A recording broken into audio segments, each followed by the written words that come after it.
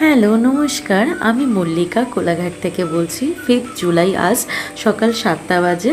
আমার ছেলে আর বর দুজনেই তো ঘুমাচ্ছে, আর আমাকে এই ফাঁকের মধ্যে সমস্ত কাজ কমপ্লিট করে নিতে হবে। এই 3-4টে দিন ধরে এত পরিমাণে বৃষ্টি হচ্ছে, জামা কাপড় মোটা শোকাচ্ছেই না। দুদিন ধরে আমি এই জামা কাপড়গুলো শোকাচ্ছি, এখনও অবধি ভেজা ভেজা। আর এর ফাঁকে আরও কটা চাদর আর জামা কাপড় ভিজিয়ে দেবো, কারণ আজকে একটু অল্প অল্প রোদ উঠেছে, জামা কাপড় অনেক জমা হয়ে আছে। আর কি বলো তো, বৃষ্টির দিন তো তো জামা কাপড় ভেজালে শোকাতেও চায় না।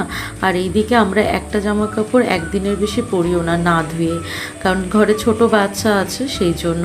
আর এই দেখো, এখানটা ওরা দুজন ঘুমাচ্ছে, এর ফাঁকে আমি ঘর ঝাড় দিয়ে সমস্ত কাজ কমপ্লিট করে নিতে হবে। ও ওঠার আগে রান্নাটাও করে নেবো। আর আমার ছেলে না আবার আমার কাছে ছাড়া ওর বাবার কাছে কারোর কাছেই থাকতে চায় না, ও সবসময় মা চাই। তো সেই জন্য ও যতক্ষণ ঘুমায় ততক্ষণ আমি সমস্ত কাজ কমপ্লিট করে নেওয়ার চেষ্টা করি। এই দেখো, পুচকোটা উঠে গেছে, সুন্টু পাখি উঠে গিয়ে মশারিতে উঁকি মারছে আমার কাছে আসবে বলে।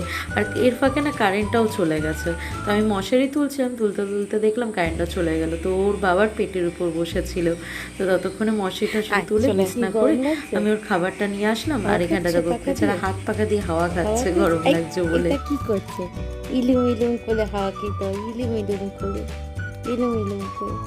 কারেন্ট নেই, কারেন্ট চলে গেছে।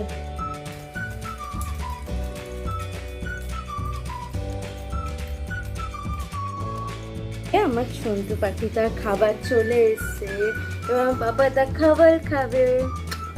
তো খুব খিদে পেয়ে গেছে, তবে এখন খাইয়ে নি, তারপরে তারপরে আমাদের রান্নাটা করবো, তাই তো?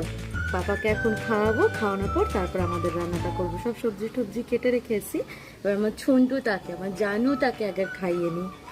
আর বাইরের ওয়েদারটা দেখবে, মানে মেঘ করে আছে কিন্তু খুব সুন্দর লাগছে, গরম তেমন নেই, হালকা গরম।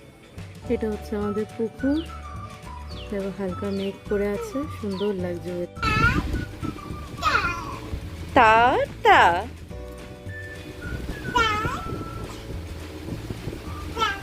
ঠিক আছে, টাটা। সুন্টু পাখিকে দুপুরের খাবারও খাওয়ানো হয়ে গেছে। আর এই দেখো আমাকে সে টাটা করলো, বলছে টাটা। তো আমি এখানটায় এসে আজকে রান্নাটা করে নেবো। লাউ শাক করেছিলাম পোস্ত দিয়ে, আর মুসুরির ডালের বড়া দিয়ে একটা তরকারি করেছিলাম আলু দিয়ে। আর জামা কাপড়গুলো ভিজিয়েছিলাম, সেগুলো আমার বর যাবে, পিয়াল যাবে ধুতে। আমার যবে থেকে সিজার হয়েছে না, আমার কোমরে যন্ত্রণা হয়, সেই জন্য ও আমাকে দিয়ে জামা কাপড় ধোয়ায় না, তো জামা কাপড়টা ওই ধোয়। আর আমাদের ঘরের সাথে আমাদের পুকুর, তো পুকুরের জলেই ধুয়ে নিয়ে আসে। তো এখানটা আমি ঘরটা মুছে আমি স্নানটা করে আসবো। স্নান করে আসার পর তবে দুজনে মিলে একসাথে খাবারটা খেয়ে নেবো। আর জানো, আমি স্নান মানে এই ঘর মুছতে মুছতে এত কোমরে যন্ত্রণা করছিল এই যে। আর এই মুহূর্তে আমি বুঝতে পারছি যে আমাদের মতো আমি তো আজ বড় হয়েছে, কারোর বাড়ির বৌমা এখন, কিন্তু এর আগে যখন ছোট ছিলাম মা একটা কাজ বললে কত রাগ করতাম যে কেন এত কাজে বলছে, কিন্তু আজ বুঝি কত কষ্ট হয় মায়েদের। আর এইখানটায় দেখো আমি স্নান করেছি, তো আমাকে এমনভাবে জড়িয়ে ধরেছে, ছাড়ছেই না। আর ওখানটা বর ভাত বেড়ে খাওয়াচ্ছে, আমি রান্না করি কিন্তু ভাতটা ওই বাড়ে। তো খাওয়া দাওয়া করার পর এই যে ছেলে এখানটা ঘুমিয়ে পড়েছে, আর আমি একটু রেস্ট করছিলাম।